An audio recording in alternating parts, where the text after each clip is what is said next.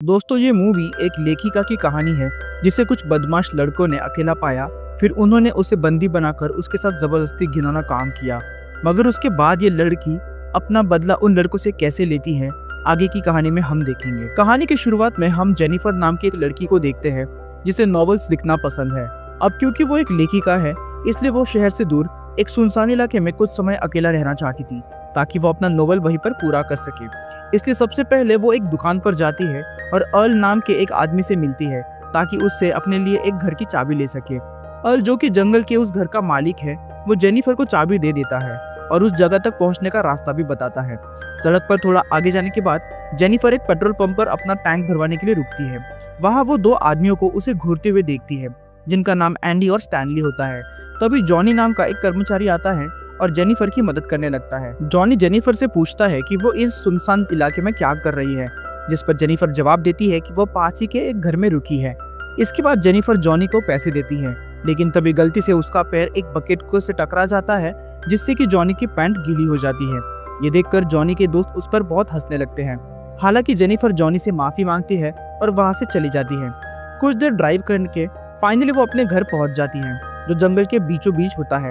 Finally Jennifer लिखना शुरू करती है।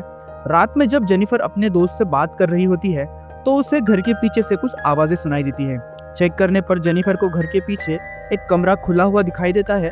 अंदर जाते ही उसे कई औजार और जहरीले पाउडर का एक डिब्बा दिखाई देता है। ये सब देख वह जल्दी से उस कमरे का दरवाजा बंद कर देती है और अपने घर में वापस आ जाती है। कुछ देर बाद लिखते समय गलती से जेनिफर के कपड़े गीले हो जाते हैं जिन्हें साफ करने के लिए वो अंदर जाती है। इस बीच हम देखते हैं कि कोई उसे खिड़की से छुपकर देख रहा है। अगली सुबह जब जेनिफर जॉगिंग करने के लिए निकलती है तो उसे जंगल के बीचों बीच एक पुराना छोटा सा घर दिखाई देता है। जब वो अंदर जाती है तो देखती है कि घर बिल्कुल खाली था और वहाँ पर कोई नहीं था। जेनिफर अब अपने कैबिन में वापस आ जाती है और वॉशरूम में फ्रेश होने जाती है, लेकिन जब वो नल खोलती है तो उसमें से पानी नहीं आता, इसलिए वो मदद के लिए पुकारती है। फिर मैथ्यू नाम का एक शख्स पाइप ठीक करने के लिए उसके घर में आ जाता है। पाइप ठीक करने के बाद जेनिफर खुशी से उसके गाल पर एक किस करती है और उसका शुक्रिया अदा करती है। मैथ्यू थोड़ा शर्मिला और नासमझ होता है, इसलिए शर्मिंदा होकर वहां से भाग जाता है।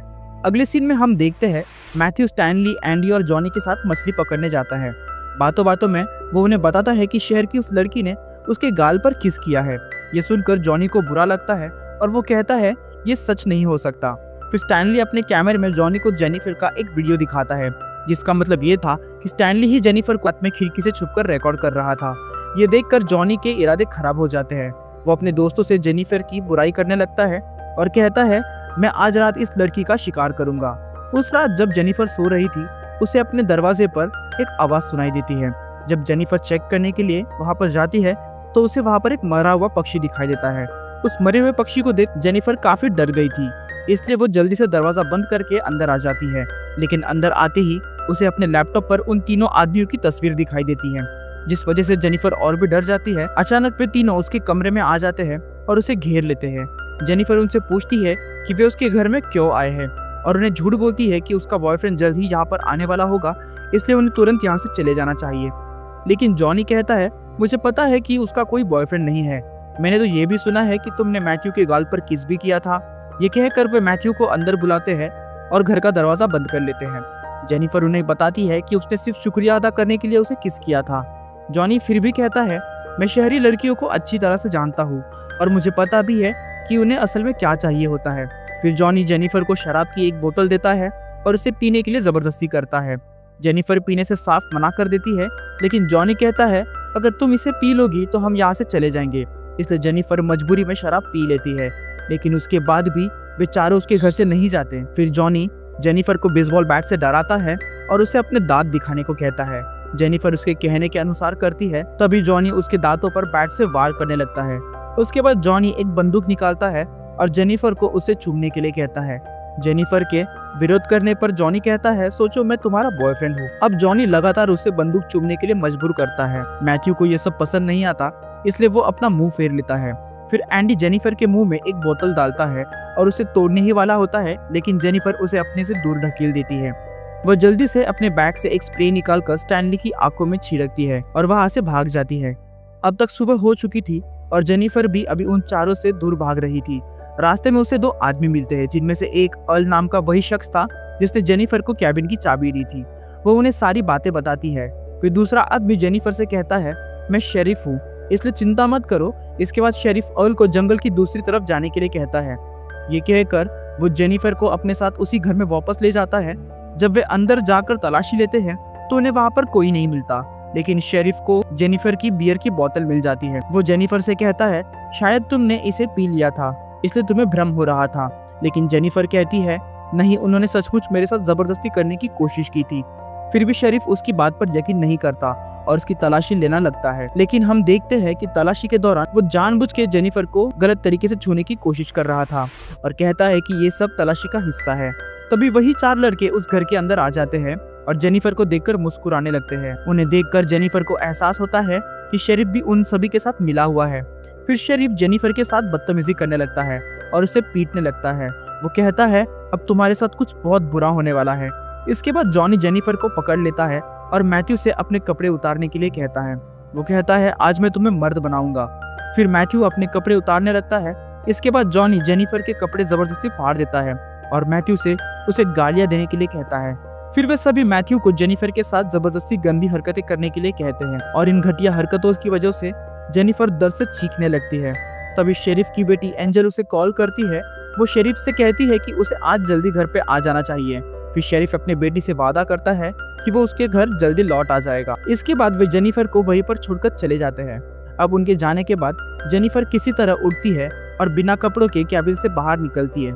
लेकिन थोड़ी देर आगे चलने पर वे 5 दरिंदे फिर से उसके सामने आ जाते हैं और उसे घेर लेते हैं, क्योंकि वे अभी भी उससे संतुष्ट नहीं हुए थे। वे जेनिफर को फिर से पकड़ लेते हैं और उसे जमीन पर लेटने के लिए मजबूर करते हैं। एंडी जेनिफर का चेहरा पानी में डुबोने लगता है और इस बार शेरिफ भी जेनिफर के साथ जबरदस्ती गंदी हरकतें करने लगता है। जेनिफर दर्द से चीखने लगती है, लेकिन वे दरिंदे एक एक करके उसके साथ जबरदस्ती करने लगते हैं। जेनिफर को इतनी तकलीफ देने के बाद जब वे आखिरकार संतुष्ट हो जाते हैं तो वे सभी उसे उसी बुरी हालत में छोड़ देते हैं। अब किसी तरह जेनिफर फिर से उठती है और वहां से चलने लगती है।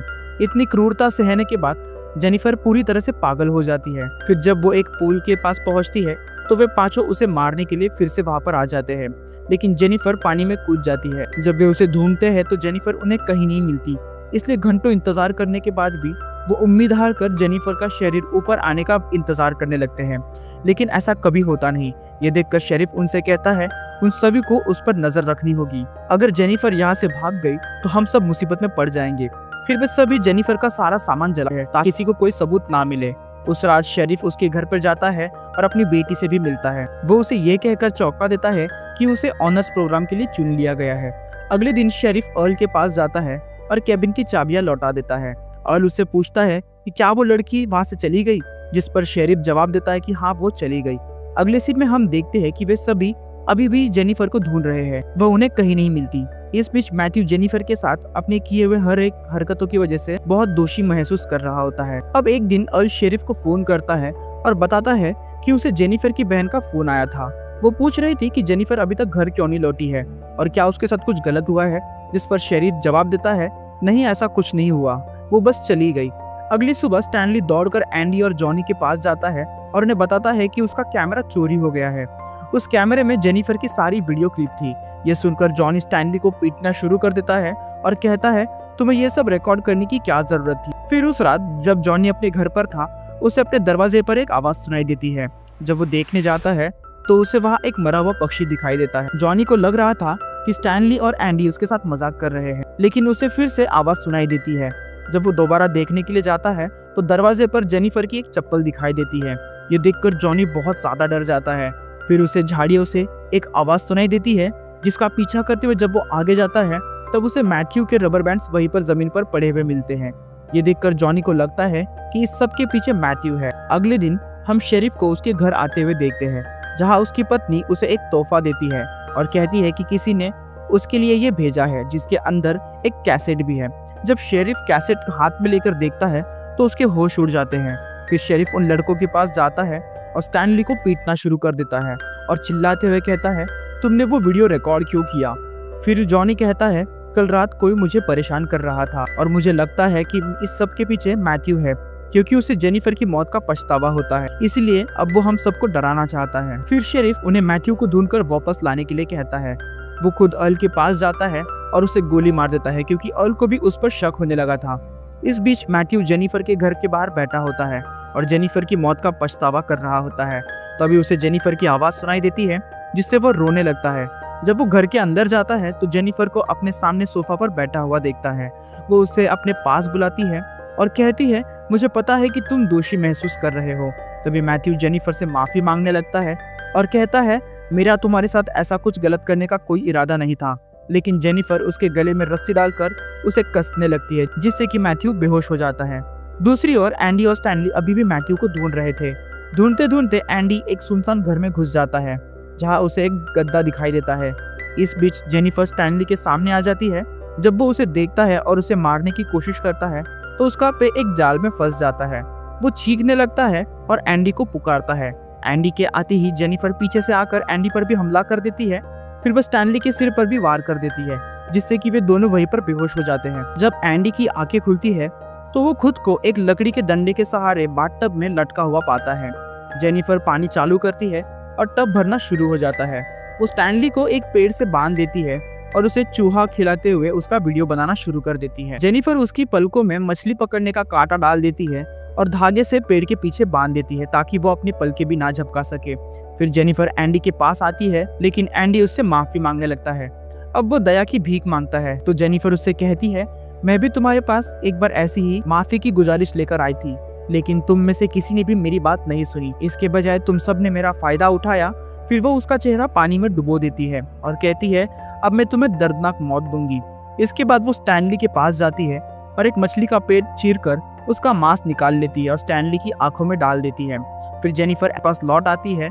पानी में एसिड डालकर एंडी के नीचे से वो लकड़ी का डंडा हटा देती है जिसके बाद एंडी तेजाब में गिरने लगता है और डूबने से उसका चेहरा जलने लगता है। इसी बीच पक्षी स्टैनली के पास आते हैं और उसकी आंखों से मांस खाने लगते हैं। वे उसकी आंखें भी निकाल लेते हैं जिस वजह से स्टैनली की वहीं पर दर्दनाक मौत हो जाती है। इसी तरह जेनिफर ने उन दोनों को मार दिया था। इसके बाद जेनिफर पेट्रोल पंप जाती है जहां वो जॉनी पर हमला करती है और उसका अपहरण कर लेती है। जब जॉनी को होश आता है तो वो खुद को बंधा हुआ और बिना कपड़ों के पाता है। जेनिफर को अपने सामने खड़ा देखकर जॉनी पूरी तरह से चौंक गया था। जेनिफर पूछती है, क्या तुम जानते हो मैं तुम्हारे साथ क्या करने वाली हूँ? ये कहते हुए वो एक एक करके जॉनी के सारे दांत उखाड़ देती है जिससे जॉनी को बहुत दर्द होता है और वो दर्द से चिल्लाकर जेनिफर को कोसने लगता है। यह सुनकर जेनिफर कहती है, तुम्हें अपने मतदान के पर बहुत गर्व है ना, लेकिन आज के बाद तुम्हें कभी गर्व नहीं होगा। ये कहकर वो कैंची से उसका गुप्त अंग काट देती है और उसके मुंह में डाल देती है। जॉनी जोर जोर से चीखता है और इसी दर्द के साथ उसकी मौत हो जाती है। इस बीच जब शरीफ काम पर होता है उसकी पत्नी उसे फोन करती है और कहती है, हमारी बेटी एंजल के स्कूल की एक टीचर आई है। एंजल भी शरीफ से कहती है, मेरी टीचर बहुत अच्छी है, वो मुझे एक मैदान में ले जाना चाहती है। लेकिन शरीफ कहता है, मुझे अपनी टीचर से बात करने दो। फिर हम देखते हैं कि वो टीचर कोई और नहीं बल्कि जेनिफर ही होती है जो टीचर बनकर उनके घर में आई थी। जब जेनिफर शरीफ को अपना नाम बताती है तो वो चौंक जाता है और कहता है, कृपया मेरी बेटी को कुछ मत करना। लेकिन जेनिफर फोन काट देती है और शरीफ की बेटी को अपने साथ ले जाती है। बाद में शरीफ जब अपने घर पहुंचता है तो उसकी पत्नी उसे बताती है कि एंजल की टीचर उसे अपने साथ मैदान पर खेलने के लिए ले गई है। ये सुनकर शरीफ दौड़कर खेल के मैदान में जाता है और अपनी बेटी को ढूंढने लगता है लेकिन वो उसे कहीं नहीं मिलती। इसलिए वो जाने के लिए जब अपनी कार में वापस बैठता है तभी जेनिफर पीछे से उस पर हमला कर देती है और उसे अपने साथ ले जाती है। जब शरीफ की आंखें खुलती है तो वो खुद को बंधा हुआ पाता है। अब शरीफ को बहुत दर्द महसूस हो रहा था क्योंकि जेनिफर ने उसके पिछवाड़े में बंदूक घुसा रखी थी। दर्द से कहराते हुए शरीफ जेनिफर से विनती करता है कि प्लीज मुझे मत मारो, मुझे जाने दो। लेकिन जेनिफर बंदूक को अंदर बाहर करती है और कहती है, मुझे भी ऐसा ही महसूस हो रहा था जब तुम राक्षसों ने मेरे साथ बहुत बुरा व्यवहार किया था। फिर शरीफ पूछता है कि तुमने मेरे बेटी के साथ क्या किया। जेनिफर जवाब देती है, आपकी बेटी जवान और बहुत खूबसूरत है, अगर कोई उसके साथ जबरदस्ती करे तो आप क्या करोगे? शरीफ को गुस्सा आता है और वो कहता है, अगर कोई मेरी बेटी के साथ ऐसा करता तो मैं उसे मार डालता। तब जेनिफर कहती है, मैं भी तुम्हें यही सजा दे रही हूँ क्योंकि तुमने किसी और की बेटी के साथ बुरा काम किया है। इसके बाद जेनिफर शॉटगन के ट्रिगर में एक रस्सी बांध देती है और उसका दूसरा सिरा मैथ्यू के हाथ में लगा देती है जो शरीफ के सामने बेहोश पड़ा था। फिर वो शरीफ से कहती है, जब मैथ्यू जागेगा तुम दोनों भी मर जाओगे। ये कहकर जेनिफर सुकून से बाहर जाकर बैठ जाती है। आखिरकार मैथ्यू को होश आता है और शरीफ को अपने सामने देखकर वो चौंक जाता है। शरीफ उससे कहता है, बिल्कुल भी हिलना मत। लेकिन मैथ्यू अनजाने में अपना हाथ हिला देता है, जिससे कि ट्रिगर दब जाता है और शॉटगन से गोली चलती है। गोली शेरिफ के पीछे से चीरती हुई मैथ्यू को सामने लग जाती है। दोनों की जगह पर ही मौत हो जाती है। फिर हम जेनिफर को देखते हैं, जो उन सभी राक्षसों को बेरहमी से मारकर अपना बदला लेने के बाद बहुत खुश महसूस कर रही थी। और इसी तरह इस कहानी का अंत हो जाता है।